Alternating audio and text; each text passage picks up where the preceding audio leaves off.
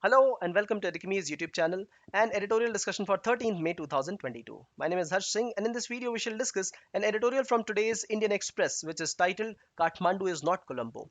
The editorial primarily makes a comparison between the Nepalese economy and Sri Lankan economy and the different ways in which they are tackling the present economic crisis both are going through. Editorial is important from the perspective of India's economy as well and foreign relations because both these nations are surrounded by India and they need India's concurrence and support for their growth and India's growth as well. If you like this initiative, share some love through likes, comments, and shares. Let's discuss. Nepalese economy and Sri Lankan economy both are in news now these days because of possible economic fallout in the country because of current account deficit. Now, talking of Nepal first and after that Sri Lanka, let us understand what is happening in Nepal. Nepal went through a massive earthquake disaster in 2015 and after that it started to expand its economy. So its deficit rose. Now, during the times of COVID, the economy contracted, but then it has recovered back very well. In fact, this quarter, the present quarter we are in right now, the economy is supposed to grow at 6%. That is a great thing. However, the challenge here is the current account deficit. That means the net exports are lesser than the imports. Imports are higher in Nepalese economy right now, which has led to current account deficit of 9.5% of GDP from 3.5% in the same period. In a very small period, it has risen. That means we will have lesser foreign exchange reserves. We will have lesser dollars to spend. We will have lesser dollars to be able to import items. So earlier Nepal had the capability to import 11 months of import, but now it has reduced to 6 months. But this is not the crisis. This is not the ultimate crisis. Sri Lanka doesn't have any finances to be able to import items. The comparison is completely different.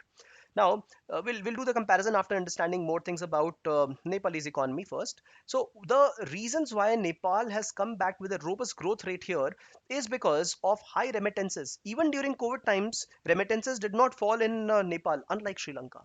Nepal has got hydroelectricity contracts with India and Bangladesh. These are reviving its economy and making it get back to the good path of growth. And the tourism here has also revived relatively as compared to Sri Lanka. See, tourism also does not contribute as much to Nepal's economy, GDP. 2.2% of Nepal's GDP versus almost 5% of Sri Lanka's GDP.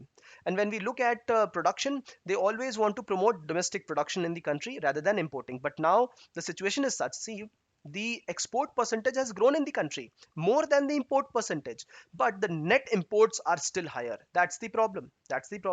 So this country has relatively low public debts, 40% of the total debt of GDP by the government and 23% being the external debt. Now this you may feel is decent enough, but this is very low as compared to what Sri Lanka has. Sri Lanka's public debt is more than 100% right now, and it was around 40% in 2019. Imagine what Sri Lanka has gone through. So let's understand Sri Lankan economy and compare both of them after that.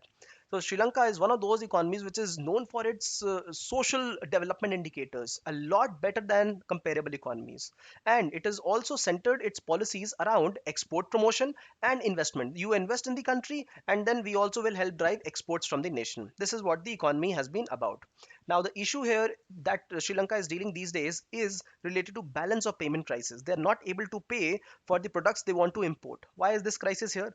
The crisis started with the 2019 terrorist attacks. When they happened in Sri Lanka, post that COVID, the tourism it fell, and when tourism fell for 5.5% of Sri Lanka's GDP, it fell. After that, in 2020 itself, we saw huge COVID shocks in Sri Lanka. The exporting items, basket had reduced. Many Sri Lankan people would go abroad and work and bring back remittances. That reduced. And Sri Lanka always had the tendency of having external debt from China. So that debt also recovery has slowed down. Now, when all these factors are magnified, they come together, it gets magnified. And that is what has resulted into hardly any presence of dollar currency with Sri Lanka. Domestic currency is not an issue. You keep printing. But then if there is no presence of dollar, we are not exporting anything. They're not good for anything. But we're importing a lot of items. There'll be no dollar left. That's what has happened to Sri Lanka.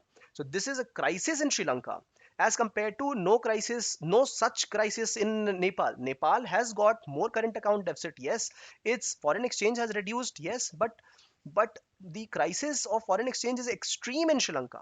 Moreover, the dependence on tourism is less in Nepal and high in Sri Lanka.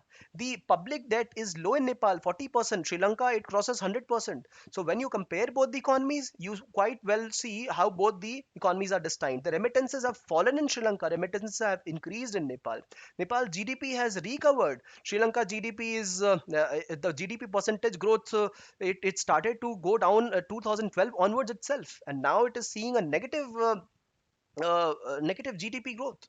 So this is the comparison in two economies. What is important is to understand that both economies are just adjacent to India, and for India to rise in these occasions, India will have to support these economies. More so, when India is growing, these nations can join the bandwagon, join the Rajdhani Express that India is, and board the train, and then all of them will grow together. And that is how a meaningful partnership can be formed between these neighbors. Important editorial from the perspective of international relations and economy of the region. All right. A quick question. Mention three issues around Nepal and Sri Lankan economy and three ways to turn around their economy. Simple question, but please put it down in the comment section. It'll exercise your minds. And if you got some questions, put it down in the comment section as well. You like this initiative, share some love through likes, comments, and shares. Thank you for watching.